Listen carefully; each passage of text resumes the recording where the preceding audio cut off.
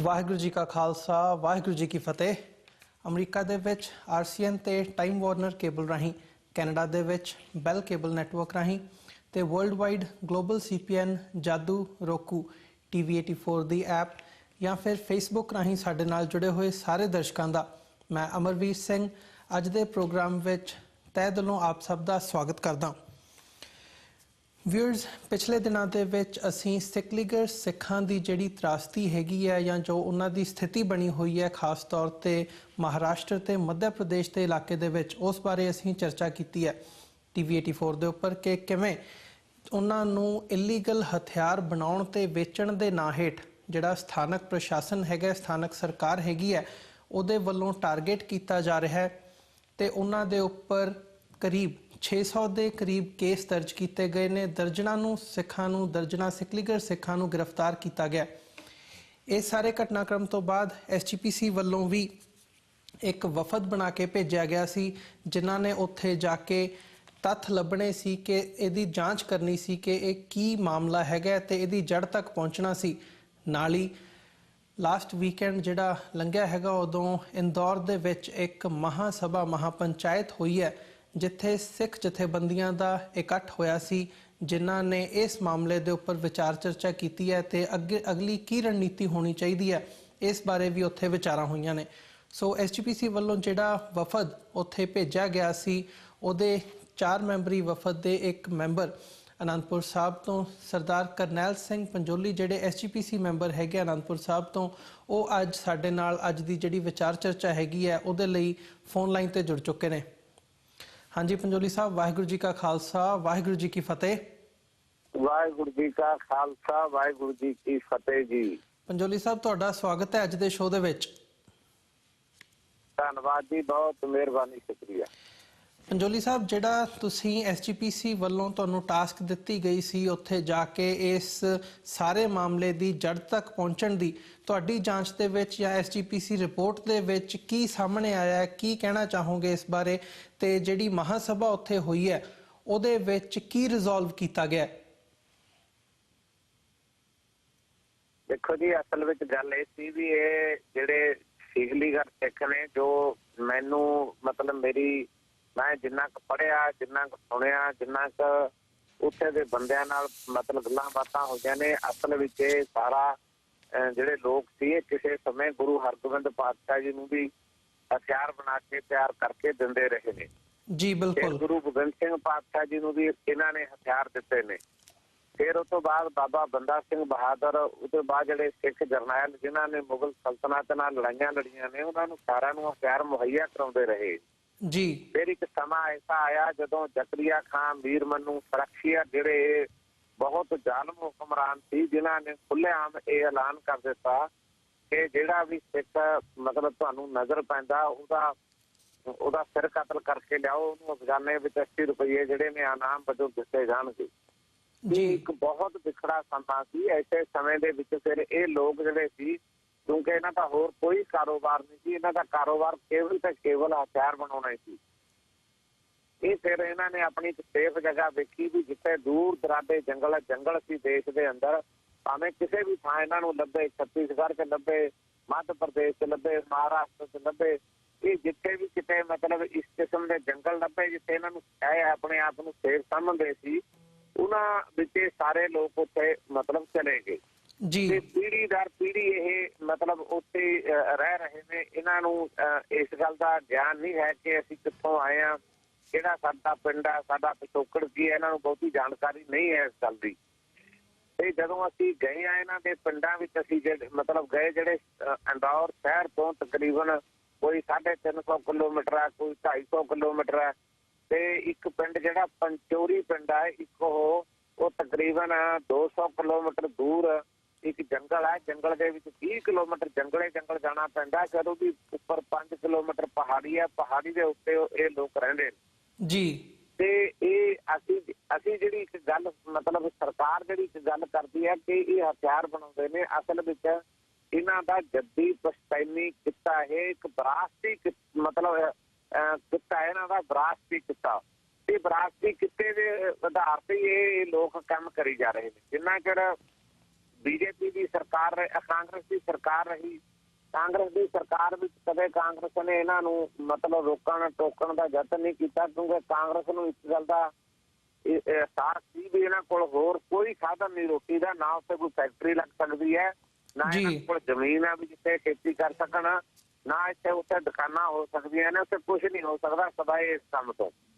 ਤੇ ਜਿੱਦਣ ਵੀ ਬੀਜੇਪੀ ਸਰਕਾਰ ਆਈ ਹੈ, ਬੀਜੇਪੀ ਦੀ ਸਰਕਾਰ ਜਿਹੜੀ ਆ ਉਹ ਕਿਤੇ ਨਾ ਕਿਤੇ ਲੱਗਦਾ ਵੀ ਕਿਤੇ ਮਤਸ਼ਵੀ ਪੁਣੇ ਦੇ ਵਿੱਚ ਜਾਂ ਮਤਲਬ ਇਹਨਾਂ ਨੂੰ ਇਹ ਸਮਝ ਕੇ ਕਿ ਘੱਟ ਗਿਣਤੀ ਸਿੱਖ ਕੌਮ ਹੈ, ਕਿਉਂਕਿ ਹਥਿਆਰ ਜ਼ਿਆਦਾਤਰ ਲੋਕ ਉਹ ਲੈਂਦੇ ਨੇ ਜਿਹੜੇ ਮੂਵਮੈਂਟਾਂ 'ਚ ਸ਼ਾਮਲ ਨੇ, ਭਾਵੇਂ ਨਕਸਲੀ ਮੂਵਮੈਂਟ ਨੇ, ਭਾਵੇਂ ਬਾਹੂਵਾਦੀ ਨੇ, ਤੇ ਭਾਵੇਂ ਮਤਲਬ ਆਹ ਮੁਸਲਮਾਨ ਭਰਾ ਨੇ। ਤੇ ਇਹਨਾਂ ਨੂੰ ਐਂ ਲੱਗਦਾ ਵੀ ਪਿਛਲੇ ਸਮੇਂ ਵਿੱਚ ਕੁਝ ਥਾਵਾਂ ਦੇ ਉੱਤੇ ਮੁਸਲਮਾਨ ਭਰਾ ਫੜੇ ਗਏ, ਜਦੋਂ ਉਹਨਾਂ ਨੂੰ ਪੁੱਛਿਆ ਗਿਆ ਵੀ ਤੁਸੀਂ ਹਥਿਆਰ ਕਿੱਥੋਂ ਲਿਆਉਂਦੇ ਆ, ਉਹਨਾਂ ਨੇ ਇਹਨਾਂ ਦਾ ਜ਼ਿਕਰ ਕਰ ਦਿੱਤਾ ਜੀ। ਉਹਦੇ ਕਰਕੇ ਫਿਰ ਇਹਨਾਂ ਨੇ ਉਹ ਜਿਹਦਾ ਜ਼ਿਕਰ ਆਈ ਗਿਆ ਉਹਨੂੰ ਇਹ ਫੜੀ ਗਏ। ਫਿਰ ਇਹਨਾਂ ਨੂੰ ਇਹ ਲੱਗਿਆ ਬੀਜੇਪੀ ਨੂੰ ਵੀ ਯਾਰ ਇਹ ਲੋਕ ਹਥਿਆਰ ਇਹੀ ਮੁਹੱਈਆ ਕਰਦੇ ਨੇ, ਇਹਨਾਂ ਦਾ ਇਹ ਕੰਮ ਧੰਦਾ ਬੰਦ ਕਰਾਇਆ ਜਾਵੇ। ਹੁਣ ਇਹਨਾਂ ਦਾ ਉਹ ਰੋਟੀ ਦਾ ਧੰਦਾ ਬੰਦ ਕਰਾਉਣ ਖਾਤਰ ਮਤਲਬ ਦਬਾਅ ਜਿਹੜਾ ਉੱਤੇ ਬੀਜੇਪੀ ਸਰਕਾਰ ਦਾ ਮਤਲਬ ਹੈਗਾ ਉਹਨਾਂ ਉੱਤੇ, ਉਹ ਕਰਦੇ ਨੇ, ਦਬਾਅ ਇਹਨਾਂ ਤੇ ਬਣਾ ਰਹੇ ਨੇ ਤੇ ਇਹਨਾਂ ਨੂੰ ਮਜ਼ਬੂਤ ਕਰ ਰਹੇ ਨੇ ਉਸ ਮਸਲੇ ਉੱਤੇ ਵੀ ਇਹਨੂੰ ਬੰਦ ਕਰੋ ਤੁਸੀਂ ਜੀ। ਤੇ ਅਸੀਂ ਜਦੋਂ ਹੁਣ ਗਏ ਆ ਮਤਲਬ ਉਹਨਾਂ ਕੋਲ, ਅਸੀਂ ਉਹਨਾਂ ਦੇ ਰਹਿਣ ਸਹਿਣ ਦਾ ਢੰਗ, ਸਾਰੀਆਂ ਗੱਲਾਂ ਦੇਖੀਆਂ। ਇੱਕ ਗੱਲ ਜਿਹੜੀ ਸਾਨੂੰ ਇਹਦੇ ਉੱਤੇ ਤਸੱਲੀ ਹੋਈ ਬਹੁਤ ਵੱਡੀ, ਉਹ ਇਹ ਸੀ ਕਿ ਕਿਸੇ ਵੀ ਪਿੰਡ ਦੇ ਵਿੱਚ ਕਿਸੇ ਵੀ ਗੱਭਰੂ ਦੇ ਰੋਮਾਂ ਦੀ ਬੇਅਦਬੀ ਅਸੀਂ ਦੇਖੀ ਕਿਤੇ ਜੀ। ਅੱਤ ਦੀ ਗਰੀਬੀ ਹੈ, ਬੜੀਆਂ ਮੁਸ਼ਕਲਾਂ ਨੂੰ ਲੰਘਦੇ ਨੇ ਉਹ। ਕਲਗੀਧਰ ਦਸ਼ਮੇਸ਼ ਪਿਤਾ ਦਾ ਸਿੱਖੀ ਸਰੂਪ ਉਹਨਾਂ ਨੇ ਪੂਰੀ ਤਰ੍ਹਾਂ ਸਾਂਭ ਕੇ ਰੱਖਿਆ ਹੋਇਆ। ਅਸੀਂ ਉਹਨਾਂ ਨੂੰ ਸਵਾਲ ਵੀ ਕੀਤਾ ਵੀ ਤੁਹਾਨੂੰ ਕੋਈ ਏਦਾਂ ਕਿਸੇ ਨੇ ਦਬਾਅ ਪਾਇਆ ਕਿ ਤੁਸੀਂ ਮਤਲਬ ਆਪਣਾ ਧਰਮ ਤਬਦੀਲ ਕਰ ਲਓ ਜੀ? ਉਹਨਾਂ ਦਾ ਕਹਿਣਾ ਸੀ ਵੀ ਸਾਨੂੰ ਏਦਾਂ ਕਿਸੇ ਨੇ ਇਹ ਵੀ ਸਿੱਧੇ ਰੂਪ ਚ ਕਿਹਾ ਵੀ ਤੁਸੀਂ ਇਹ ਧਰਮ ਛੱਡ ਦੋਗੇ, ਤੁਸੀਂ ਆਪਣਾ ਕਿੱਤਾ ਜੋ ਮਰਜ਼ੀ ਕਰੀ ਜਾਓ। ਉਹ ਏਦਾਂ ਜ਼ਰੂਰ ਲੱਗਦਾ ਬਈ ਜਿਸ ਤਰ੍ਹਾਂ ਪੰਜਾਬ ਦੀ ਧਰਤੀ ਤੇ ਪਿਛਲੇ ਸਮੇਂ ਦੇ ਵਿੱਚ ਖਾਲਸਾ ਲਹਿਰ ਚੱਲਦੀ ਸੀ।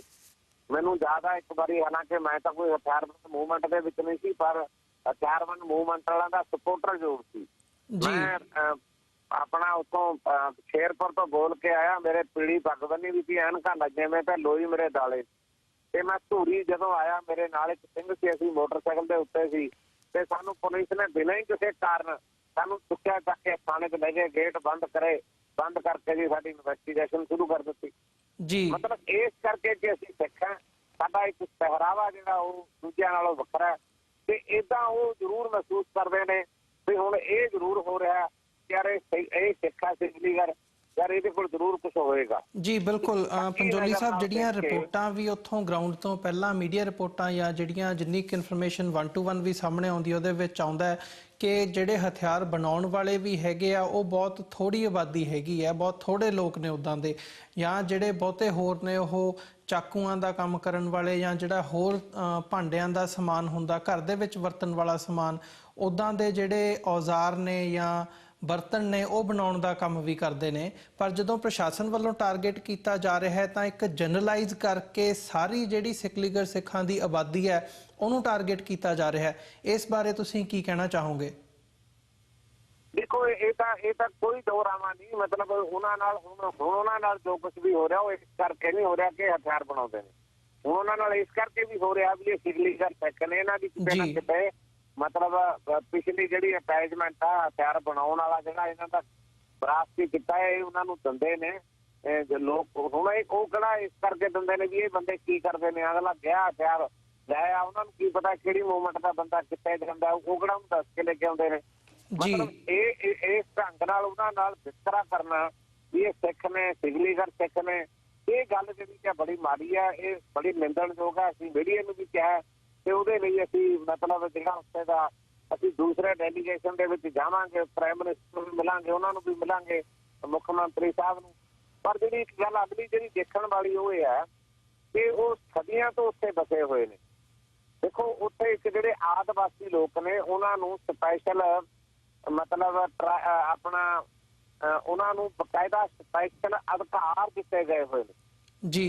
ਤੇ ਉਹਨਾਂ ਦੀ ਜਿੱਥੇ ਜਿੱਥੇ ਉਹ ਬਸੇ ਹੋਏ ਨੇ ਉਹਨਾਂ ਨੂੰ ਮਾਲਕੀ ਦੇ ਹੱਕ ਦਿੱਤੇ ਗਏ ਨੇ। ਤੇ ਸਿਗਲੀਗਰ ਸਿੱਖ ਜਿਹੜੇ ਨੇ ਜਿੱਥੇ ਉਹ ਰਹਿੰਦੇ ਨੇ ਉਹ ਸਾਰੀਆਂ ਸਰਕਾਰੀ ਜ਼ਮੀਨਾਂ ਨੇ, ਉਹਨਾਂ ਨੇ ਉਹਦੇ ਉੱਤੇ ਆਪਣੇ ਮਕਾਨ ਪਾਏ ਹੋਏ ਨੇ, ਹੋਰ ਉਹਨਾਂ ਦਾ ਕਿੱਤਾ ਕੋਈ ਨਹੀਂ। ਤੇ ਉਹਨਾਂ ਨੂੰ ਮਤਲਬ ਸਪੈਸ਼ਲ ਸਿਗਲੀਗਰ ਸਿੱਖਾਂ ਨੂੰ ਮਤਲਬ ਆਦਿਵਾਸੀਆਂ ਵਾਂਗੂ ਇੱਕ ਤਾਂ ਅਧਿਕਾਰ ਦੇਣ ਦੀ ਜ਼ਰੂਰਤ ਆ, ਜਿਹੜੀ ਸਭ ਤੋਂ ਵੱਡੀ ਲੋੜ ਆ ਜੀ। ਪਰ ਹੁਣ ਇੱਕ ਗੱਲ ਅਸੀਂ ਮਹਿਸੂਸ ਵੀ ਕਰਦੇ ਹਾਂ, ਸਾਰਾ ਪੱਖ ਵੀ ਕਰਦਾ ਕਿ ਇਹ ਧੰਦੇ ਨਾਲ ਉਹਨਾਂ ਦੀ ਬਦਨਾਮੀ ਵੀ ਹੁੰਦੀ ਹੈ, ਕੌਮ ਦੀ ਵੀ ਬਦਨਾਮੀ ਹੁੰਦੀ ਹੈ। ਕੰਮ ਹੁਣ ਬੰਦ ਕਰ ਦੇਣਾ ਚਾਹੀਦਾ, ਇਹਦੀ ਜ਼ਰੂਰਤ ਨਹੀਂ। ਇਹਦੀਆਂ ਸੇਵਾਵਾਂ ਕਿਸੇ ਹੋਰ ਪਾਸੇ ਉਹਨਾਂ ਤੋਂ ਲੈਣੀਆਂ ਚਾਹੀਦੀਆਂ ਨੇ। ਜਿਵੇਂ ਮੇਰੇ ਨਾਲ ਰਾਤ ਹੀ ਡਾਕਟਰ ਅਮਰਜੀਤ ਸਿੰਘ ਉਹਨੀ ਗੱਲ ਕਰਦੇ ਸੀ ਕਿ ਉੱਥੇ ਕੋਈ ਫੈਕਟਰੀ ਲਾ ਦਿੱਤੀ ਜਾਵੇ ਕਿਰਪਾਨਾਂ ਬਣਾਉਣ ਦੀ। ਤੇ ਮੈਂ ਸਮਝਦਾ ਵੀ ਜਿਸ ਤਰ੍ਹਾਂ ਹੁਣ ਆਮ ਤੌਰ ਤੇ ਦੁਨੀਆ ਭਰ ਵਿੱਚ ਕਰੌੜਾ ਹੈ ਕਿ ਸਟੀਲ ਦੇ ਬਰਤਨ ਜਾਂ ਸਿਲਵਰ ਦੇ ਬਰਤਨਾਂ ਨਾਲ ਕੈਂਸਰ ਫੈਲਦਾ ਹੈ। ਜੀ ਬਿਲਕੁਲ। ਜਿਹੜੇ ਸਰਬਲੋਹ ਜਿਹੜਾ ਗੁਰੂ ਸਾਹਿਬ ਜੀ ਨੇ ਸਾਨੂੰ ਮਤਲਬ ਬਰਤਨ ਦੱਸੇ ਸੀ ਕਿ ਉਹਨਾਂ ਤੋਂ ਇੱਕ ਫੈਕਟਰੀ ਲਾ ਕੇ ਸਰਬਲੋਹ ਦੇ ਬਰਤਨ ਬਣਵਾਏ ਜਾਣ। ਤੇ ਇਸ ਪਾਸੇ ਨੂੰ ਉਹਨਾਂ ਨੂੰ ਤੋੜਨ ਲਈ ਅਸੀਂ ਉਹਨਾਂ ਨਾਲ ਕੁਝ ਗੱਲਾਂ ਕੀਤੀਆਂ ਨੇ। ਇੱਕ ਤਾਂ ਅਸੀਂ ਉਹਨਾਂ ਨੂੰ ਕਿਹਾ ਵੀ ਜੇ ਤੁਹਾਨੂੰ ਸਾਰਿਆਂ ਨੂੰ ਜਿਹੜੇ ਬੰਦੇ ਲੋਹੇ ਦਾ ਕੰਮ ਕਰਨਾ ਚਾਹੁੰਦੇ ਨੇ ਜੀ, ਜੇ ਤੁਸੀਂ ਚਾਹੋ ਤਾਂ ਤੁਹਾਨੂੰ ਅਸੀਂ ਵੈਲਡਿੰਗ ਸੈੱਟ ਲੈ ਕੇ ਦੇ ਦਿੰਦੇ ਹਾਂ ਤੇ ਤੁਸੀਂ ਆਪਣਾ ਲੋਹੇ ਦਾ ਮਤਲਬ ਕਰ ਲਓ। ਪਰ ਉਹਦੇ ਲਈ ਉਹਨਾਂ ਕੋਲ ਪ੍ਰੋਬਲਮ ਹੈ, ਉਹਨਾਂ ਕੋਲ ਦੁਕਾਨ ਕੋਈ ਨਹੀਂ, ਕਿੱਥੇ ਦੁਕਾਨ ਕਰਨਗੇ, ਇਹ ਸਮੱਸਿਆ ਉਹਨਾਂ ਦੀ। ਪਰ ਉਹਦੇ ਲਈ ਮੈਂ ਜੋ ਸਮਝਦਾ ਕਿ ਡਾਕਟਰ ਅਮਰਜੀਤ ਸਿੰਘ ਦੀ ਗੱਲ ਮੈਨੂੰ ਠੀਕ ਲੱਗੀ ਕਿ ਛੋਟੀਆਂ ਫੈਕਟਰੀਆਂ ਸ਼੍ਰੋਮਣੀ ਕਮੇਟੀ ਵੱਲੋਂ ਹੀ ਮਤਲਬ ਕਿਤੇ ਉੱਥੇ ਬਣਾ ਦਿੱਤੀਆਂ ਜਾਣ ਜਾਂ ਇੱਕ ਵੱਡੀ ਫੈਕਟਰੀ ਬਣਾ ਦਿੱਤੀ ਜਾਵੇ ਜਿੱਥੇ ਸਰਬਲੋਹ ਦੇ ਬਰਤਨ ਵੀ ਹੁਣ ਬਣ ਜਾਣ, ਜਿੱਥੇ ਉਹ ਕਿਰਪਾਨਾਂ ਵੀ ਬਣਾ ਸਕਣ। ਸ਼੍ਰੋਮਣੀ ਕਮੇਟੀ ਉਹ ਚੱਕੇ ਉੱਥੋਂ। ਤੇ ਜਿਵੇਂ ਹਜ਼ੂਰ ਸਾਹਿਬ ਤਖਤ ਹਜ਼ੂਰ ਸਾਹਿਬ ਹੈ, ਪਟਨਾ ਸਾਹਿਬ ਹੈ, ਦਿੱਲੀ ਸਿੱਖ ਗੁਰਦੁਆਰਾ ਪ੍ਰਬੰਧਕ ਕਮੇਟੀ ਹੈ, ਪੌਂਡਾ ਸਾਹਿਬ ਹੈ ਤੇ ਫਤਿਹਗੜ੍ਹ ਸਾਹਿਬ ਹੈ, ਦੂਖਨਿਵਾਰਨ ਸਾਹਿਬ ਹੈ, ਤਖਤ ਦਮਦਮਾ ਸਾਹਿਬ ਹੈ ਨਾ, ਸਾਰਾ ਥਾਵਾਂ ਤੇ ਸਪੈਸ਼ਲ ਦੁਕਾਨਾਂ ਸਸਤੇ ਰੇਟਾਂ ਦੇ ਉੱਤੇ ਤੇ ਉਹ ਬਿਨਾਂ ਵੀ ਪ੍ਰੋਗਰਾਮਾਂ ਦਾ ਹੋਵੇ, ਉਹ ਸਾਰਾ ਸਿਗਲੀਗਰ ਸਿੱਖਾਂ ਦੀ ਮਤਲਬ ਭਲਾਈ ਲਈ ਖਰਚ ਕੀਤਾ ਜਾ ਸਕੇ। ਇੱਦਾਂ ਦਾ ਇੱਕ ਪ੍ਰੋਜੈਕਟ ਜਿਹੜਾ ਅਸੀਂ ਸ਼੍ਰੋਮਣੀ ਕਮੇਟੀ ਨੂੰ ਜਿਹੜੀ ਸਾਡੀ ਕਮੇਟੀ ਬਣੀ ਹੈ ਉਹ ਅਸੀਂ ਲਿਖ ਕੇ ਭੇਜਾਂਗੇ ਜੇ ਉਦਾਂ ਦੀ ਗੱਲ ਇੱਕ ਹੋ ਸਕੀ। ਦੂਜਾ ਉਹਨਾਂ ਨੂੰ ਕਿਹਾ ਵੀ ਅਸੀਂ ਤੁਹਾਨੂੰ ਹਰ ਪਿੰਡ ਦੇ ਵਿੱਚ ਇੱਕ ਸਿਲਾਈ ਸੈਂਟਰ ਖੋਲ ਦਿੰਦੇ ਹਾਂ ਤਾਂ ਕਿ ਜਿਹੜੀਆਂ ਬੀਬੀਆਂ ਨੇ ਉਹ ਆਪਣੇ ਕੱਪੜੇ ਸਿਉਣ ਦਾ ਕੰਮ ਆਪ ਸਿੱਖ ਸਕਣ। ਕਮ ਸੇ ਕਮ ਉਹਦੇ ਚ ਉਹਨਾਂ ਨੂੰ ਥੋੜੀ ਬਹੁਤੀ ਰਾਹਤ ਜਿਹੜੀ ਹੈ ਉਹ ਜ਼ਰੂਰ ਮਿਲ ਸਕੇ। ਤੀਜੀ ਗੱਲ ਅਸੀਂ ਇਹ ਚਾਹੁੰਦੇ ਹਾਂ ਵੀ ਸਰਕਾਰ ਜਿੱਥੇ ਜਿੱਥੇ ਉਹ ਬੈਠੇ ਨੇ ਉਹਨਾਂ ਨੂੰ ਮਾਲਕੀ ਦੇ ਹੱਕ ਦੇਵੇ ਤੇ ਜਦੋਂ ਉਹਨਾਂ ਦੇ ਨਾਂ ਤੇ ਰਜਿਸਟਰੀ ਹੋਏਗੀ ਰਜਿਸਟਰੀ ਬੈਂਕ 'ਚ ਰੱਖ ਕੇ ਉਹ ਜ਼ਰੂਰ ਕਿਤੇ ਇਹ ਮਤਲਬ ਆਪਣਾ ਕੋਈ ਕਰ ਸਕਦੇ ਨੇ, ਟੈਂਪੂ ਪਾ ਸਕਦਾ ਹੈ, ਲੋਨ ਲੈ ਕੇ ਕੋਈ ਟੈਕਸੀ ਪਾ ਸਕਦਾ ਹੈ, ਇਹ ਧੰਦਾ ਵੀ ਉਹ ਸ਼ੁਰੂ ਕਰ ਸਕਦੇ ਨੇ। ਦੇ ਜਿਹੜੇ ਮਤਲਬ ਕੰਮ ਨੇ ਫਿਰ ਅਸੀਂ ਉਹਨਾਂ ਨੂੰ ਆਫਰ ਵੀ ਕੀਤੀ ਸੀ ਵੀ ਜਿਹੜੇ ਬੱਚੇ ਤੁਹਾਡੇ +2 ਪੜ੍ਹੇ ਹੋਏ ਨੇ ਜੇ ਉਹ ਪੰਜਾਬ ਰਹਿ ਸਕਦੇ ਨੇ ਤਾਂ ਅਸੀਂ ਸ਼੍ਰੋਮਣੀ ਕਮੇਟੀ ਵੱਲੋਂ ਉਹਨਾਂ ਨੂੰ ਨੌਕਰੀ ਦੇਣ ਲਈ ਵੀ ਤਿਆਰ ਹਾਂ। ਪਰ ਉਹ ਕਹਿੰਦੇ ਅਸੀਂ ਪੰਜਾਬ ਜਾਣਾ ਨਹੀਂ, ਅਸੀਂ ਤਾਂ ਇੱਥੇ ਹੀ ਰਹਿਣਾ। ਇੱਕ ਗੱਲ ਫਿਰ ਅਸੀਂ ਉਹਨਾਂ ਨੂੰ ਹੋਰ ਵੀ ਕਹੀ ਵੀ ਅਸੀਂ ਜਿਹੜੇ ਬੱਚੇ ਤੁਹਾਡੇ 10ਵੀਂ ਕਰਕੇ +2 ਕਰਕੇ ਉਹਨਾਂ ਨੂੰ ਸਾਨੂੰ 6 ਮਹੀਨੇ ਦਿਓ ਪੰਜਾਬ ਦੇ ਵਿੱਚ। ਅਸੀਂ ਬਾਬਾ ਬੰਦਾ ਸਿੰਘ ਬਹਾਦਰ ਪੋਲੀਟੈਕਨਿਕ ਕਾਲਜ ਫਤਿਹਗੜ੍ਹ ਸਾਹਿਬ ਅਸੀਂ ਉੱਥੇ ਉਹਨਾਂ ਨੂੰ ਗੁਰਦੁਆਰੇ ਰੱਖਾਂਗੇ, ਪ੍ਰਸ਼ਾਦੇ ਅਸੀਂ ਸਿਖਾਵਾਂਗੇ। 6 ਮਹੀਨੇ ਦਾ ਅਸੀਂ ਟ੍ਰੇਨਿੰਗ ਦੇ ਦਿੰਦੇ ਹਾਂ ਬਈ ਜਿਵੇਂ ਫਰਿੱਜ ਠੀਕ ਕਰਨ ਦਾ, ਗੈਸ ਚੁੱਲ੍ਹਾ ਠੀਕ ਕਰਨ ਦਾ, AC ਠੀਕ ਕਰਨ ਦਾ, ਜਾਂ ਮਤਲਬ TV ਚੈਨਲ ਠੀਕ ਕਰਨ ਦਾ, ਜਾਂ ਤੇਰਾ ਮੋਬਾਈਲ ਸੈੱਟ ਠੀਕ ਕਰਨ ਦਾ। ਇਹ ਚੀਜ਼ਾਂ ਵੀ ਮਤਲਬ ਜਿਹੜੀਆਂ ਉਹਨਾਂ ਨੂੰ ਟ੍ਰੇਨਿੰਗ ਦਿੱਤੀ ਜਾ ਸਕਦੀ ਹੈ ਕਿਉਂਕਿ ਬੰਦੇ ਬੇਸਿਕਲੀ ਉਹ ਮਤਲਬ ਬਹੁਤ ਜ਼ਿਆਦਾ ਮਤਲਬ ਆਪਣਾ ਟੈਕਨੀਕਲੀ ਉਹਨਾਂ ਨੂੰ ਬੜੀ ਸਮਝ ਹੈ ਤੇ ਉਹ ਇਹ ਕੰਮ ਦੀ ਮਾੜੀ ਮੋਟੀ ਟ੍ਰੇਨਿੰਗ ਲੈ ਕੇ ਇਸ ਕਿਸਮ ਦੇ ਕਾਰੋਬਾਰ ਉਹ ਕਰ ਸਕਦੇ ਨੇ। ਉਹਦੇ ਲਈ ਵੀ ਅਸੀਂ ਸ਼੍ਰੋਮਣੀ ਗੁਰਦੁਆਰਾ ਪ੍ਰਬੰਧਕ ਕਮੇਟੀ ਨੂੰ ਕਹਾਂਗੇ ਮਤਲਬ ਜੋ ਅਸੀਂ ਰਿਪੋਰਟ ਤਿਆਰ ਕੀਤੀ ਉਹਦੇ 'ਚ ਅਸੀਂ ਲਿਖਿਆ ਇਹ ਗੱਲਾਂ।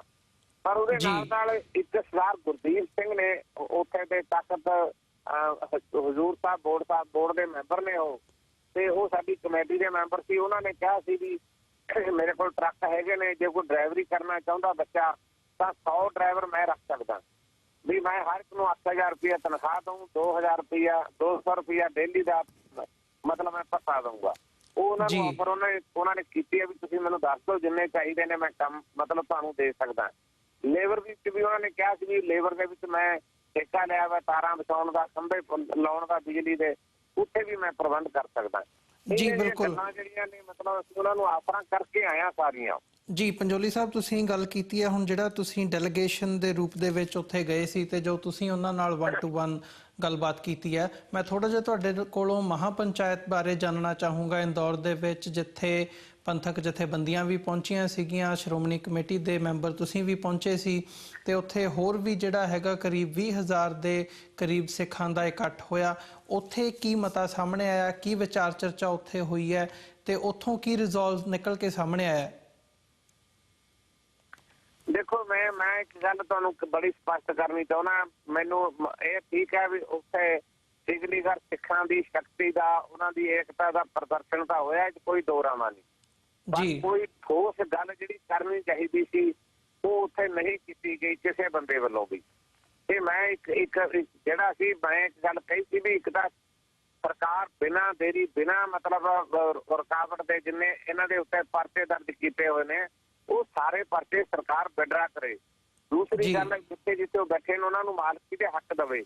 ਤੇ ਉੱਥੇ ਹੋਰ ਗੱਲ ਉੱਤੇ ਕੋਈ ਖਾਸ ਨਹੀਂ ਹੋਈ ਜਿਹੜੀ ਮਤਲਬ ਜਿਸ ਕਿਸਮ ਦੀਆਂ, ਕਿਉਂਕਿ ਜਿਨ੍ਹਾਂ ਪ੍ਰਬੰਧਕਾਂ ਨੇ ਉਹ ਕੀਤਾ ਸੀ ਸਾਨੂੰ ਤਾਂ ਉਹਦੇ ਬਾਰੇ ਕੋਈ ਪਤਾ ਨਹੀਂ ਸੀ। ਸਾਨੂੰ ਤਾਂ ਇੱਕ ਦਿਨ ਪਹਿਲਾਂ ਹੀ ਪਤਾ ਲੱਗਿਆ ਤੇ ਅਸੀਂ ਤਾਂ ਫਿਰ ਇੱਕ ਦਿਨ ਪਹਿਲਾਂ ਜਾ ਕੇ ਸ਼ਮੂਲੀਅਤ ਕੀਤੀ ਸ਼੍ਰੋਮਣੀ ਗੁਰਦੁਆਰਾ ਪ੍ਰਬੰਧਕ ਕਮੇਟੀ ਵੱਲੋਂ, ਤੇ ਉਹਦੇ ਬਾਰੇ ਕੋਈ ਠੋਸ ਗੱਲ ਨਿਕਲੀ ਨਹੀਂ। ਪਰ ਇੱਕ ਗੱਲ ਉਹਦੇ ਚ ਸੀ ਵੀ ਜਿੰਨੀ ਤੁਹਾਨੂੰ ਗਿਣਤੀ ਦੱਸੀ ਗਈ ਹੈ 30,000 ਦੀ, ਏਦਾਂ ਦੀ ਗਿਣਤੀ ਨਹੀਂ ਸੀ। ਤਕਰੀਬਨ ਇੱਕ ਵਿਅਕਤੀ ਜਿਹੜਾ ਉੱਥੇ ਅੰਦੌਰ ਦੇ ਵਿੱਚ ਸਿੰਘ ਸਭਾ ਗੁਰਦੁਆਰੇ ਦਾ ਪ੍ਰਧਾਨ ਹੈ ਰਿੰਕੂ ਭਾਟੀਆ, ਅਸਲ ਵਿੱਚ ਉਹਦੀ ਪੋਲੀਟੀਕਲ ਮੋਟਿਵ ਸੀਗਾ ਉੱਥੇ ਜਿਹੜਾ ਕਿਸੇ ਨੂੰ ਸਮਝ ਨਹੀਂ ਪਈ ਜੀ। ਉੱਥੇ ਮਤਲਬ ਉਹਦੀ ਇਲੈਕਸ਼ਨ ਡਿਊ ਹੈ ਗੁਰਦੁਆਰਾ ਸਿੰਘ ਸਭਾ ਦੀ। ਉਹ ਸਿੰਘ ਸਭਾ ਦੀ ਇਲੈਕਸ਼ਨ ਡਿਊ ਹੋਣ ਕਰਕੇ ਉਹਨੇ ਪਿਛਲੇ ਸਾਲ ਵੀ ਏਦਾਂ ਦੀ ਖੇਡ ਖੇਡੀ ਸੀ। ਜਦੋਂ ਪਿਛਲੀ ਵਾਰੀ ਚੋਣਾਂ ਹੋਈਆਂ ਉਹਨੇ ਸਿੱਖਲੀਗਰ ਭਰਾ ਬੁਲਾਏ, ਉਹਨਾਂ ਦੇ ਰਾਹੀਂ ਪਹਿਲਾਂ ਹੀ ਵੋਟਾਂ ਪਵਾ ਕੇ ਆਪਣਾ ਕਬਜ਼ਾ ਕਰਕੇ ਉਹ ਬਹਿ ਗਿਆ। ਹੁਣ ਵੀ ਉਹਦਾ ਮੋਟਿਵ ਇਸੇ ਤਰ੍ਹਾਂ ਦਾ ਹੈ, ਕਿਉਂਕਿ ਜੇ ਉਹਦਾ ਇਹ ਮੋਟਿਵ ਨਾ ਹੁੰਦਾ ਉਹ ਸਾਰੇ ਪੰਥ ਦਾ ਕੱਟ ਕਰਦਾ, ਫਿਰ ਸਿੱਖਲੀਗਰ ਸਿੱਖ ਆਪਾਂ ਇਕੱਠੇ ਕਰਦੇ ਸਾਰੇ ਮੱਧ ਪ੍ਰਦੇਸ਼ ਤੋਂ। ਉਹਨਾਂ ਨੇ 5-7 ਪਿੰਡਾਂ ਦੇ ਵਿੱਚੋਂ ਬੱਸਾਂ ਭੇਜ ਕੇ ਬੰਦੇ ਬੁਲਾਏ, ਤਕਰੀਬਨ 1500-1600 ਦੇ ਕਰੀਬ ਟੋਟਲ ਸਿੱਖਲੀਗਰ ਸਿੱਖ ਤਾਂ ਬਸ, ਇਹ ਤੋਂ ਵੱਧ ਨਹੀਂ ਸੀਗੀ। ਠੀਕ ਹੈ ਜੀ, ਤੁਹਾਨੂੰ ਕਿਸੇ ਨੇ ਗਲਤ ਦੱਸੀ ਹੈ। ਹੱਦ 1500-1600 ਸਿੱਖ ਸੀ ਤੇ ਉਹਦੇ ਵਿੱਚੋਂ ਬਹੁਤੀ ਗੱਲ ਕੁਝ ਕੱਢੀ ਨਹੀਂ ਜਾ ਸਕੀ। ਇੱਕ ਗੱਲ ਉਹਨਾਂ ਨੇ ਆਪ ਹੀ ਸ਼ੁਰੂ ਕਰੀ ਵੀ ਕਿ ਅਸੀਂ ਉਰੇ ITI ਬਣਾਉਣਾ ਚਾਹੁੰਦੇ ਹਾਂ। ਜਿਹੜੀ ਉਹ ITI ਆ ਵੀ ਉਹਦੇ ਲਈ ਸਰਕਾਰ, ਉਹਦੇ ਲਈ ਆਪਾਂ ਫੰਡ ਇਕੱਠਾ ਕਰੀਏ। DK ਸਾਹਿਬ ਨੇ ਕਹਿਤਾ ਮੈਂ ਜੇ ਤੁਸੀਂ ਬਣਾਉਣੇ ਮੈਂ 5 ਲੱਖ ਰੁਪਇਆ ਦਊਂਗਾ। ਅਸੀਂ ਤਾਂ ਸਰ ਨਹੀਂ ਕਿਹਾ ਸ਼੍ਰੋਮਣੀ ਕਮੇਟੀ ਵੱਲੋਂ, ਕਿਉਂਕਿ ਮੈਂ ਉਹਨਾਂ ਨੂੰ ਕਿਹਾ ਸੀ ਜਦੋਂ ਮੈਂ ਬੋਲਿਆ, ਮੈਂ ਕਿਹਾ ਵੀ ITI ਜਿਹੜੀ ਆ ਉਹ ਸਰਕਾਰੀ, ਤੁਹਾਡੀਆਂ ਫੀਸਾਂ ਬੜੀਆਂ ਹੋਣਗੀਆਂ, ਤੁਹਾਡੇ ਚੱਲਣੀ ਨਹੀਂ, ਤੁਸੀਂ ਇਸ ਪਾਸੇ ਨਾ ਪਾਓ। ਸਰਕਾਰ ਸੈਂਟਰ ਗਵਰਨਮੈਂਟ ਦੀ ਮਤਲਬ ਸਕੀਮ ਹੈ, ਮਤਲਬ ਜਿੱਥੇ ਟੈਕਨੀਕਲ ਐਜੂਕੇਸ਼ਨ ਲਈ ਉਹ ਆਪ ITI ਖੋਲ੍ਹਦੀ ਹੈ ਸੈਂਟਰ ਗਵਰਨਮੈਂਟ। ਆਪਾਂ ਕਿਉਂ ਨਾ ਸੈਂਟਰ ਗਵਰਨਮੈਂਟ ਤੇ ਦਬਾਅ ਪਾਈਏ। ਤੁਸੀਂ ਸ਼ਹਿਰ 'ਚ ਖੋਲ੍ਹਣਾ ਚਾਹੁੰਦੇ ਹੋ, ਉਹ ਬੰਦੇ 2-2, 300 ਕਿਲੋਮੀਟਰ ਦੇ ਬੈਠੇ ਨੇ ਵੀ 2-2, 4-4 ਛੋਟੀਆਂ ITI ਖੋਲ੍ਹਣੀਆਂ ਨੇ ਤਾਂ ਉਹਨਾਂ ਦੇ ਪਿੰਡਾਂ ਦੇ ਨੇੜੇ ਤੱਕ ਖੋਲ੍ਹੀਆਂ ਜਾਣ, ਜਿੱਥੇ ਆ ਕੇ ਵਿੱਦਿਆ ਵੀ ਲੈ ਸਕਣ। ਇਹ ਗੱਲ ਮੈਨੂੰ ਕੋਈ ਮਤਲਬ ਉਹਦਾ ਬਹੁਤਾ ਸਾਰਥਕ ਨਤੀਜਾ ਨਹੀਂ ਨਿਕਲਿਆ, ਤਾਂ ਕੋਈ ਗੱਲ ਉੱਦਾਂ ਦੀ ਕੀਤੀ ਨਹੀਂ ਜਾ ਸਕਦੀ ਜੀ। ਪੰਜੋਲੀ ਸਾਹਿਬ, ਜੇ ਅਸੀਂ ਪ੍ਰਸ਼ਾਸਨ ਦੇ ਰਵੱਈਏ ਦੀ ਗੱਲ ਕਰੀਏ, ਜਿਵੇਂ ਤੁਸੀਂ ਪਹਿਲਾਂ ਵੀ ਮੈਂਸ਼ਨ ਕੀਤਾ ਕਿ ਇੱਕ ਜਨਰਲਾਈਜ਼ ਕਰਕੇ ਜਿਹੜਾ ਟਾਰਗੇਟ ਕਰਨ ਦੀ ਲਾਈਨ ਹੈਗੀ ਆ ਉਹ ਸਾਹਮਣੇ ਆਉਂਦੀ ਹੈ, ਤਾਂ ਜਿਹੜਾ ਸਿੱਖਲੀਗਰ ਸਿੱਖਾਂ ਦੀ ਇਹ ਸਾਰੀ ਸਥਿਤੀ ਬਣੀ ਹੋਈ ਹੈ ਜਾਂ ਉਹਨਾਂ ਦਾ ਜਿਹੜਾ ਪਿਛੋਕੜ ਹੈਗਾ, ਜਿਹੜਾ ਕਿ ਬਹੁਤਾ ਅਸੀਂ ਕਹਿ ਲਈਏ ਕਿ ਗਰੀਬੀ ਦੇ ਨਾਲ ਜੁੜਿਆ ਹੋਇਆ ਹੈਗਾ, ਕੋਈ ਚੰਗਾ ਇਕਨੋਮਿਕਲੀ ਜਾਂ ਫਾਈਨੈਂਸ਼ੀਅਲੀ ਚੰਗਾ ਪਾਰਟ ਨਹੀਂ ਦੇਖਣ ਨੂੰ ਮਿਲਦਾ, ਤਾਂ ਐਗਜ਼ੈਕਟਲੀ ਉਹਨਾਂ ਦੀ ਜਿਹੜੀ ਇਹ ਸਥਿਤੀ ਬਣੀ ਹੋਈ ਹੈ ਜਾਂ ਜੋ ਹੁਣ ਉਹ ਜਿਸ ਫੇਜ਼ ਦੇ ਵਿੱਚੋਂ ਲੰਘ ਰਹੇ ਨੇ, ਉਹਦਾ ਕਾਰਨ ਕੀ ਸਮਝਦੇ ਹੋ ਤੁਸੀਂ? ਉਹਨਾਂ ਦਾ ਪਿਛੋਕੜ ਹੈਗਾ ਜਾਂ ਉਹਨਾਂ ਦਾ ਜਿਹੜਾ ਇਹ ਕਿੱਤਾ ਹੈਗਾ ਹਥਿਆਰ ਬਣਾਉਣ ਦਾ ਇਹ ਹੈ, ਜਾਂ ਜਿਹੜਾ ਪ੍ਰਸ਼ਾਸਨ ਦਾ ਰਵੱਈਆ ਉਹ ਸਹੀ ਨਹੀਂ ਹੈਗਾ, ਉਹਨਾਂ ਨੇ ਨਹੀਂ ਧਿਆਨ ਦਿੱਤਾ, ਪ੍ਰਸ਼ਾਸਨ ਨੇ, ਲੋਕਲ ਪ੍ਰਸ਼ਾਸਨ ਨੇ, ਸਰਕਾਰ ਨੇ, ਤੇ ਹੁਣ ਜਦੋਂ ਇੱਦਾਂ ਦੀ ਕੋਈ ਸਥਿਤੀ ਬਣਦੀ ਹੈ ਤਾਂ ਉਹਨੂੰ ਧੱਕੇ ਦੇ ਨਾਲ ਪੁਸ਼ ਕਰਕੇ ਢੰਗ ਦੇ ਨਾਲ ਨਹੀਂ ਡੀਲ ਕੀਤਾ ਜਾਂਦਾ? ਇਹਦਾ ਐਗਜ਼ੈਕਟ ਤੇ ਅਸਲ ਕਾਰਨ ਕੀ ਸਮਝਦੇ ਹੋ ਤੁਸੀਂ? ਦੇਖੋ ਜੀ, ਇੱਕ ਗੱਲ ਜਿਹੜੀ ਸੀ ਆਮ ਤੌਰ ਤੇ ਇੱਕ ਗੱਲ ਕਹਿੰਦੇ ਵੀ ਜਿਹਦੇ ਮੂੰਹ ਲਹੂ ਲੱਗਦੇ ਨਾ ਜੀ ਉਹ ਬੜਾ ਮਾੜਾ ਹੁੰਦਾ। ਮੈਨੂੰ ਕਿਤੇ ਨਾ ਕਿਤੇ ਇਹ ਵੀ ਗੱਲ ਲੱਗਦੀ ਹੈ, ਪੰਜਾਬ ਤੇ ਜਿਹੀਆਂ ਗੱਲਾਂ ਵਾਪਰਦੀਆਂ ਰਹੀਆਂ ਨੇ, ਪੰਜਾਬ ਦੇ ਅੰਦਰ ਜਿਹੜੀ ਪੁਲਿਸ ਸੀ ਉਹ ਮਤਲਬ ਧੱਕੇ ਦੇ ਉੱਤੇ ਹੀ ਬੰਦੇ ਨੂੰ ਫੜਦੀ ਸੀ, ਰਿਵਾਲਵਰ ਪਾਉਂਦੀ ਸੀ, ਜੇਲ੍ਹ 'ਚ ਬੰਦ ਕਰ ਦਿੰਦੀ ਸੀ ਤੇ ਇਨਾਮ ਲੈਣ ਵਾਲੇ ਪਾਸੇ ਤੁਰਦੀ ਸੀ ਜੀ। ਤੇ ਜਾਂ ਬੰਦਿਆਂ ਨੂੰ ਕਹਿ ਦੇਣਾ ਵੀ ਤੁਸੀਂ ਆਪਣੇ ਹਥਿਆਰ ਬਣਾ ਲਓ, ਕੋਈ ਗੱਲ ਨਹੀਂ, ਤੇ ਹਥਿਆਰ ਬਣਾਉਣ ਦੀ ਪਹਿਲਾਂ ਤਾਂ ਆਗਿਆ ਦੇ ਦੇਣੀ, ਮੁੜ ਕੇ ਪਰਚੇ ਦਰਜ ਕਰ ਦੇਣੇ ਤੇ ਫਿਰ ਪੈਸੇ ਲੈ ਕੇ ਛੱਡ ਦੇਣੇ। ਪ੍ਰਸ਼ਾਸਨ ਦਾ ਰਵੱਈਆ ਉੱਥੇ ਹੈਗਾ ਵੀ ਉਹ ਏਦਾਂ ਦੇ ਕੰਮ ਪ੍ਰਸ਼ਾਸਨ ਕਰਦੀ ਹੈ, ਕੋਈ ਦੋ ਰਾਮਾ ਨਹੀਂ। ਪਰ ਹੁਣ BJP ਸਰਕਾਰ ਜਿਹੜੀ ਆ ਉਹਨਾਂ ਤੇ ਦਬਾਅ ਬਣਾ ਰਹੀ ਹੈ ਵੀ ਇਹ ਧੰਦਾ ਇਹ ਬੰਦ ਕਰਨਾ। ਤੇ ਤੀਸਰੀ ਗੱਲ ਜਿਹੜੀ ਮਤਲਬ ਮੈਂ ਇਹ ਸਮਝਦਾ ਕਿ ਉਹਨਾਂ ਦਾ ਕਿੱਤਾ ਰਵਾਇਤੀ ਕਿੱਤਾ, ਇਹਨੂੰ ਇਹ ਨਹੀਂ ਕਿਹਾ ਜਾ ਸਕਦਾ ਕਿ ਇਹ ਕੁਝ ਮਤਲਬ ਆਦੀ ਕ੍ਰਿਮੀਨਲ ਲੋਕ ਨੇ। ਉਹ ਕ੍ਰਿਮੀਨਲ ਲੋਕ ਹੈ ਨਹੀਂ, ਉਹ ਕਿਹੜਾ ਕ੍ਰਾਈਮ ਕਰਦੇ ਨੇ ਕਿਤੇ, ਉਹ ਤਾਂ ਆਪਣੇ ਹਥਿਆਰ ਬਣਾਉਂਦੇ ਨੇ, ਕੋਈ ਆ ਕੇ ਲੈ ਜਾਂਦਾ, ਉਹਨਾਂ ਦੀ ਰੋਜੀ ਰੋਟੀ ਦਾ ਸਾਧਨ ਆ ਉਹ, ਤਾਂ ਹੋਰ ਬਿਨਾਂ ਉਹਨਾਂ ਕੋਲ ਸਾਧਨ ਹੀ ਕੋਈ ਨਹੀਂ ਹੈਗਾ। ਪਰ ਇੱਕ ਗੱਲ, ਇਹ ਸਾਰੀਆਂ ਗੱਲਾਂ ਦੇ ਬਾਵਜੂਦ ਉਹਨਾਂ ਦੇ ਅੰਦਰ ਪੰਥਕ ਜਜ਼ਬਾ ਬਹੁਤ ਹੈ। ਉਹਨਾਂ ਨੂੰ ਅਸੀਂ ਪੁੱਛਿਆ ਵੀ ਮਤਲਬ ਕਿਤੇ ਇਹੀ ਜਿਹੀ ਗੱਲ ਤਾਂ ਨਹੀਂ ਕਿਤੇ ਤੁਸੀਂ ਧਰਮ ਤੋਂ ਸਿੱਖੀ ਸਿੱਧਕਾਂ ਵਾਲੇ ਪਾਸੇ ਤੋਂ ਕਮਜ਼ੋਰ ਪੈ ਜਾਓ। ਉਹਨਾਂ ਦੇ ਸ਼ਬਦ ਸੀ ਵੀ ਅਸੀਂ ਸਾਡਾ ਸਿਰ ਵੱਢਿਆ ਸਕਦਾ, ਪਰ ਅਸੀਂ ਕਿਸੇ ਵੀ ਕੀਮਤ ਦੇ ਉੱਤੇ ਸਿੱਖੀ ਨਹੀਂ ਛੱਡਾਂਗੇ, ਜੋ ਮਰਜ਼ੀ ਹੋ ਜੇ। ਤੇ ਅਸੀਂ ਉਹਨਾਂ ਨੂੰ ਇਹ ਵੀ ਕਿਹਾ ਵੀ ਤੁਹਾਨੂੰ ਅਸੀਂ ਪੰਜਾਬ 'ਚ ਵਸਾਉਣ ਦਾ ਪ੍ਰਬੰਧ ਕਰ ਦਿੰਦੇ ਹਾਂ। ਉਹ ਵੀ ਉਹਨਾਂ ਇਸ ਗੱਲ ਦੀ ਮੰਨਣ ਲਈ ਤਿਆਰ ਨਹੀਂ। ਉਹ ਕਹਿੰਦੇ ਨਹੀਂ ਜੀ ਅਸੀਂ ਨਹੀਂ ਇੱਥੋਂ ਜਾਣਾ, ਉਹ ਜਾਣ ਲਈ ਵੀ ਕਿਤੇ ਤਿਆਰ ਨਹੀਂ ਹੈਗੇ। ਤੇ ਉਹਨਾਂ ਨੇ ਅੱਛੇ ਸੁੰਦਰ ਗੁਰਦੁਆਰੇ ਬਣਾਏ ਹੋਏ ਨੇ, ਮਤਲਬ ਉਹਨਾਂ ਦੇ ਬੱਚੇ ਕੀਰਤਨ ਵੀ ਕਰਦੇ ਨੇ। ਹੁਣ ਸਿੱਖ ਗਏ ਸ਼੍ਰੋਮਣੀ ਗੁਰਦੁਆਰਾ ਪ੍ਰਬੰਧਕ ਕਮੇਟੀ ਦਾ ਇੱਕ ਬਕਾਇਦਾ ਉੱਥੇ ਮਤਲਬ 3 ਰਾਗੀ ਅਸੀਂ ਭੇਜੇ ਹੋਏ ਨੇ ਜਿਹੜੇ ਉਹਨਾਂ ਨੂੰ ਟ੍ਰੇਨਿੰਗ ਦਿੰਦੇ ਨੇ, ਤੇ ਨਾਲ 3 ਸਾਡੇ ਪ੍ਰਚਾਰ ਸ਼੍ਰੋਮਣੀ ਕਮੇਟੀ ਦੇ ਜਿਹੜੇ ਪਿੰਡਾਂ 'ਚ ਜਾਂਦੇ ਨੇ, ਬਕਾਇਦਾ ਉਹਨਾਂ ਨੂੰ ਧਰਮ ਪੱਖੋਂ ਕਮਜ਼ੋਰ ਨਾ ਹੋ ਜਾਣ ਉਹਦੇ ਬੱਚਿਆਂ ਨੂੰ ਟ੍ਰੇਨਿੰਗ ਦਿੱਤੀ ਜਾ ਰਹੀ ਹੈ। ਹੁਣ ਉਹਨਾਂ ਨੇ 2-3 ਗੱਲਾਂ ਸਾਨੂੰ ਕਹੀਆਂ ਨੇ ਵੀ ਤਾਂ ਸਾਨੂੰ ਗੱਤਕਾ ਸਿਖਾਉਣ ਲਈ ਕੋਈ ਬੰਦਾ ਇੱਥੇ ਭੇਜੋ, ਉਹ ਅਸੀਂ ਸ਼੍ਰੋਮਣੀ ਕਮੇਟੀ ਵੱਲੋਂ ਪ੍ਰਬੰਧ ਕਰਾਂਗੇ। ਇੱਕੋ ਦਸਤਾਰਾਂ ਨਹੀਂ ਉਹਨਾਂ ਨੂੰ ਬੰਨ੍ਹਣੀਆਂ ਆਉਂਦੀਆਂ, ਉਹ ਪਟਕੇ ਜੇ ਬੰਨ੍ਹਦੇ ਨੇ ਛੋਟੇ ਜਿਹੇ, ਤੇ ਉਹਨਾਂ ਨੂੰ ਉਹ ਵੀ ਕਹਿੰਦੇ ਵੀ ਸਾਨੂੰ ਦਸਤਾਰ ਬੰਨ੍ਹਣ ਦਾ ਪ੍ਰਬੰਧ ਵੀ ਕਰਵਾਓ, ਕਿ ਸਾਨੂੰ ਸਿਖਾਓ। ਇਹ ਉਹ ਵੀ ਅਸੀਂ ਸ਼੍ਰੋਮਣੀ ਕਮੇਟੀ ਵੱਲੋਂ ਭੇਜਾਂਗੇ। ਕੁਝ ਦੁਨੀਆ ਭਰ ਦੀਆਂ ਹੋਰ ਵੀ ਸੰਸਥਾਵਾਂ ਨੇ, ਇੱਕ ਨਿਊਜ਼ੀਲੈਂਡ ਤੋਂ ਸੰਸਥਾ ਹੈ ਜੀ ਕੋਈ, ਉਹ ਗੁਰਮਤਿ ਟ੍ਰੇਨਿੰਗ ਕੈਂਪ ਨੇ ਛੁੱਟੀਆਂ 'ਚ ਲਾਉਣ ਦਾ ਉੱਥੇ ਪ੍ਰੋਗਰਾਮ ਕੀਤਾ। ਫਿਰ ਬ੍ਰਿਟਿਸ਼ ਸਿੱਖ ਕਾਉਂਸਲ ਵਾਲੇ ਨੇ, ਉਹਨਾਂ ਨੇ ਆਪਣਾ ਇੱਥੇ ਨਾਗਪੁਰ ਦੇ ਨੇੜੇ ਉਹਨਾਂ ਨੂੰ ਮਕਾਨ ਬਣਾ ਕੇ ਦਿੱਤੇ ਨੇ ਕੁਛ ਸਿਗਲੀਗਰ ਭਰਾਵਾਂ ਨੂੰ, ਕੁਝ ਉਹਨਾਂ ਨੂੰ ਹੁਣ ਫਰਿੱਜ ਜਾਂ ਹੋਰ ਘਰ ਦੀਆਂ ਲੋੜਾਂ ਉਹ ਵੀ ਮੁਹੱਈਆ ਕੀਤੀਆਂ ਜਾ ਰਹੀਆਂ ਨੇ। ਮੈਂ ਇਹ ਸਮਝਦਾ ਵੀ ਕੁਛ ਤਾਂ ਲੋੜਾਂ ਜ਼ਰੂਰਤਾਂ ਇਹ ਨੇ, ਕੁਝ ਬੱਚੀਆਂ ਜਿਹੜੀਆਂ ਜਵਾਨ ਹੋ ਗਈਆਂ ਉਹਨਾਂ ਦੀਆਂ ਸ਼ਾਦੀਆਂ ਦੀਆਂ ਪ੍ਰੋਬਲਮਾਂ ਵੀ ਉਹਨਾਂ ਨੂੰ ਆਉਂਦੀਆਂ ਨੇ। ਘਰ ਵਾਲੇ ਅੰਦਰ ਹੋ ਕੇ ਤੇ ਮਾਂ ਪਿਓ ਅੰਦਰ ਚਲੇ ਗਏ, ਹੁਣ ਘਰ ਵਾਲੀ ਬੀਬੀ ਦੇ ਕੋਲੋਂ ਬੱਚਿਆਂ ਦੀ ਸ਼ਾਦੀ ਕਰਨੀ ਬੜੀ ਔਖੀ ਹੈ।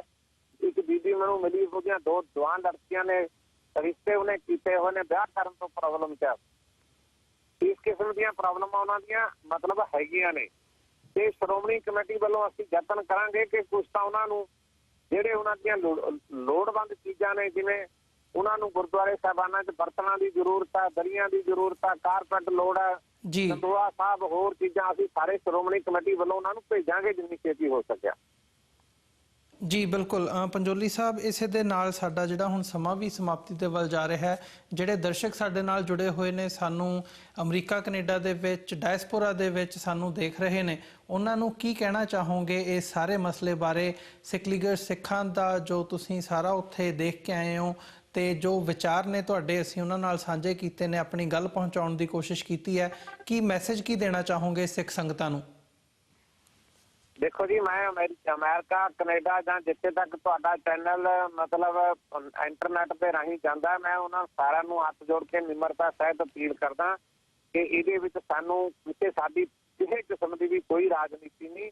ਆਓ ਸਾਰੇ ਆਪਾਂ ਰਲ ਕੇ ਇਕੱਠੇ ਹੋ ਕੇ ਕੋਈ ਸੰਸਥਾ ਬਣਾ ਕੇ ਦੁਨੀਆ ਭਰ ਦੇ ਵਿੱਚ ਸਿੱਖਲੀਗਰ ਸਿੱਖ ਜਿਹੜੇ ਕੌਮ ਦੀ ਇੱਕ ਬਹੁਤ ਵੱਡੀ ਵਿਰਾਸਤ ਹੈ, ਉਹ ਕੌਮ ਦੇ ਮਤਲਬ ਇੱਕ ਵਿਰਾਸਤ ਨੂੰ ਸਾਂਭੀ ਬੈਠੇ ਨੇ ਲੋਕ, ਆਪਾਂ ਉਹਨਾਂ ਦੀ ਜੋ ਵੀ ਮਦਦ ਕਰ ਸਕਦੇ ਹਾਂ, ਸਾਂਝਾ ਕੋਈ ਫੰਡ ਕ੍ਰੀਏਟ ਕਰਕੇ ਰੈਗੂਲਰ ਉਹਨਾਂ ਦੀ ਮਦਦ ਕਰ ਸਕੀਏ, ਉਹਨਾਂ ਨੂੰ ਆਪਣੇ ਪੈਰਾਂ ਤੇ ਖੜੇ ਕਰ ਸਕੀਏ, ਉਹਨਾਂ ਨੂੰ ਮਕਾਨ ਬਣਾ ਕੇ ਦੇ ਸਕੀਏ, ਦੁਕਾਨਾਂ ਬਣਾ ਕੇ ਦੇ ਸਕੀਏ, ਉਹਨਾਂ ਦੇ ਕਾਰੋਬਾਰ ਬਣਾ ਕੇ ਦੇ ਸਕੀਏ, ਉਹਨਾਂ ਦੇ ਬੱਚੇ ਪੜ੍ਹਾ ਸਕੀਏ। ਤੇ ਇਹੋ ਜਿਹਾ ਸਾਰਾ ਕਾਰਜ ਜਿਹੜਾ ਸਾਨੂੰ ਸਾਂਝੇ ਰੂਪ ਦੇ ਵਿੱਚ ਕਰਨ ਦਾ ਯਤਨ ਕਰਨਾ ਚਾਹੀਦਾ। ਇਹਦੇ ਲਈ ਦੁਨੀਆ ਭਰ ਦਾ ਸਿੱਖ ਜਿਹੜਾ ਆਪਣੇ ਆਪ ਨੂੰ ਸ਼ਾਮਲ ਕਰੇ ਇਸ ਮਹਾਨ ਪਵਿੱਤਰ ਕਾਰਜ ਵਿੱਚ। ਜੀ ਪੰਜੋਲੀ ਸਾਹਿਬ, ਬਿਲਕੁਲ। ਤੇ ਮੈਂ ਸਮਝਦਾ ਕਿ ਇਹਦੀ ਸ਼ੁਰੂਆਤ ਤੁਸੀਂ SGPC ਮੈਂਬਰ ਹੋਣ ਦੇ ਨਾਤੇ ਜੇ ਸ਼੍ਰੋਮਣੀ ਗੁਰਦੁਆਰਾ ਪ੍ਰਬੰਧਕ ਕਮੇਟੀ ਇਹਦੀ ਸ਼ੁਰੂਆਤ ਕਰੇ ਤਾਂ ਬਹੁਤ ਚੰਗੀ ਗੱਲ ਹੋਵੇਗੀ। ਹਾਲਾਂਕਿ ਪਿਛਲੇ ਸਮੇਂ ਦੇ ਵਿੱਚ ਜਿਹੜਾ ਸ਼੍ਰੋਮਣੀ ਗੁਰਦੁਆਰਾ ਪ੍ਰਬੰਧਕ ਕਮੇਟੀ ਦਾ ਪੰਥਕ ਮੁੱਦਿਆਂ ਦੇ ਉੱਪਰ ਸਟੈਂਡ ਰਿਹਾ ਉਹ ਕੋਈ ਬਹੁਤਾ ਸ਼ਲਾਘਾਯੋਗ ਨਹੀਂ ਹੈਗਾ, ਪਰ ਅਸੀਂ ਉਮੀਦ ਕਰਦੇ ਹਾਂ ਕਿ ਇਸ ਮੁੱਦੇ ਦੇ ਉੱਪਰ ਤੁਸੀਂ ਵੀ ਉਸ ਡੈਲੀਗੇਸ਼ਨ ਦਾ ਹਿੱਸਾ ਹੈਗੇ ਹੋ, ਤੁਸੀਂ ਰਿਪੋਰਟ ਭੇਜੋਗੇ ਤਾਂ ਆਉਣ ਵਾਲੇ ਸਮੇਂ ਦੇ ਵਿੱਚ SGPC ਪੇਸ਼ਕਦਮੀ ਕਰੇਗੀ ਤੇ ਜੋ ਤੁਸੀਂ ਗੱਲਾਂ ਕਹਿ ਰਹੇ ਹੋ ਉਹਨਾਂ ਨੂੰ ਅਸੀਂ ਅਮਲੀ ਜਾਮਾ ਪਹਿਨਦਿਆਂ ਜ਼ਰੂਰ ਦੇਖਾਂਗੇ ਤੇ ਜ਼ਰੂਰ ਇੱਕ ਛਤਰੀ ਦੇ ਥੱਲੇ ਇਕੱਠਾ ਹੋ ਕੇ ਪੰਥ ਸਿਕਲੀਗਰ ਸਿੱਖਾਂ ਦੇ ਮੁੱਦੇ ਦੇ ਉੱਪਰ ਇਕੱਠਿਆਂ ਕੰਮ ਕਰੇਗਾ ਤੇ ਆਉਣ ਵਾਲੇ ਸਮੇਂ ਦੇ ਵਿੱਚ ਅਸੀਂ ਕੁਝ ਚੇਂਜ ਦੇਖ ਸਕਾਂਗੇ। ਇਸੇ ਉਮੀਦ ਦੇ ਨਾਲ ਅਸੀਂ ਅੱਜ ਤੁਹਾਡੇ ਕੋਲੋਂ ਅੱਜ ਦੇ ਸ਼ੋਅ ਦੇ ਵਿੱਚ ਇੱਥੇ ਹੀ ਇਜਾਜ਼ਤ ਚਾਹਾਂਗੇ। ਦੁਬਾਰਾ ਫਿਰ ਤੁਹਾਡੇ ਨਾਲ ਕਿਸੇ ਹੋਰ ਇਸ਼ੂ ਦੇ ਉੱਪਰ ਜਾਂ ਇਸੇ ਇਸ਼ੂ ਦੇ ਉੱਪਰ ਦੁਬਾਰਾ ਅਪਡੇਟਸ ਦੇ ਲਈ ਦੁਬਾਰਾ ਫਿਰ ਤੁਹਾਡੇ ਨਾਲ ਗੱਲਬਾਤ ਹੋਵੇਗੀ ਜੀ। ਇਜਾਜ਼ਤ ਦਿਓ ਪੰਜੋਲੀ ਸਾਹਿਬ। ਵਾਹਿਗੁਰੂ ਜੀ ਕਾ ਖਾਲਸਾ, ਵਾਹਿਗੁਰੂ ਜੀ ਕੀ ਫਤਿਹ। ਵਾਹਿਗੁਰੂ ਜੀ ਕੀ ਫਤਿਹ ਜੀ। ਜੀ ਵਿਊਅਰਸ, ਇਹ ਸਨ ਅਨੰਦਪੁਰ ਸਾਹਿਬ ਤੋਂ ਐਸਜੀਪੀਸੀ ਮੈਂਬਰ ਸਰਦਾਰ ਕਰਨੈਲ ਸਿੰਘ ਪੰਜੋਲੀ ਫਤਿਹਗੜ੍ਹ ਸਾਹਿਬ ਤੋਂ, ਜਿਨ੍ਹਾਂ ਨੇ ਸਾਨੂੰ ਸਾਰੀ ਜਾਣਕਾਰੀ ਦਿੱਤੀ ਹੈ ਤੇ ਜੋ ਉੱਥੇ ਸਿਕਲੀਗਰ ਸਿੱਖਾਂ ਦਾ ਇਹ ਜਾਂਚ ਕਰਕੇ ਆਏ ਨੇ ਤੇ ਸਾਰਾ ਦੇਖ ਕੇ ਆਏ ਨੇ ਕਿ ਕੀ ਉੱਥੇ ਵਰਤਾਰਾ ਚੱਲ ਰਿਹਾ, ਉਸ ਬਾਰੇ ਆਪਣੇ ਵਿਚਾਰਾਂ ਦੀ ਜਿਹੜੀ ਹੈ ਸਾਂਝ ਉਹਨਾਂ ਨੇ ਪਾਈ ਹੈ। ਸੋ ਅੱਜ ਦਾ ਜਿਹੜਾ ਸਾਡਾ ਸ਼ੋਅ ਦਾ ਸਮਾਂ ਹੈਗਾ ਉਹ ਇੱਥੇ ਹੀ ਸਮਾਪਤ ਹੁੰਦਾ ਹੈ ਤੇ ਜਾਂਦੇ ਜਾਂਦੇ ਮੈਂ ਤੁਹਾਡੇ ਚਰਨਾਂ ਦੇ ਵਿੱਚ ਬੇਨਤੀ ਵੀ ਕਰਦਾ ਕਿ ਟੀਵੀ 84 ਨੂੰ ਚੱਲਦਾ ਰੱਖਣ ਦੇ ਲਈ, ਅੱਗੇ ਹੋਰ ਵਧਾਉਣ ਦੇ ਲਈ ਸਾਨੂੰ ਤੁਹਾਡੀ ਸਹਾਇਤਾ ਦੀ ਲੋੜ ਹੈਗੀ ਹੈ। ਟੀਵੀ 84 ਨੂੰ ਡੋਨੇਟ ਕਰਨ ਦੇ ਲਈ ਤੁਸੀਂ ਸਾਡੀ ਵੈਬਸਾਈਟ www.tv84.tv ਤੇ ਜਾ ਕੇ ਸਾਨੂੰ ਮੰਥਲੀ ਡੋਨੇਸ਼ਨਸ ਦੇ ਲਈ ਪਲੇਜ ਕਰ ਸਕਦੇ ਹੋ। ਸਾਡੀ ਵੈਬਸਾਈਟ ਮੈਂ ਇੱਕ ਵਾਰੀ ਫਿਰ ਰਿਪੀਟ ਕਰ ਦਿਆਂ, www.tv84.tv। ਇਸੇ ਦੇ ਨਾਲ ਅਸੀਂ ਅੱਜ ਦਾ ਸ਼ੋਅ ਇੱਥੇ ਹੀ ਸਮਾਪਤ ਕਰਦੇ ਹਾਂ। ਕੱਲ ਨੂੰ ਤੁਹਾਡੇ ਨਾਲ ਫਿਰ ਮੁਲਾਕਾਤ ਹੋਵੇਗੀ ਜੀ। ਇਜਾਜ਼ਤ ਦਿਓ। ਵਾਹਿਗੁਰੂ ਜੀ ਕਾ ਖਾਲਸਾ, ਵਾਹਿਗੁਰੂ ਜੀ ਕੀ ਫਤਿਹ।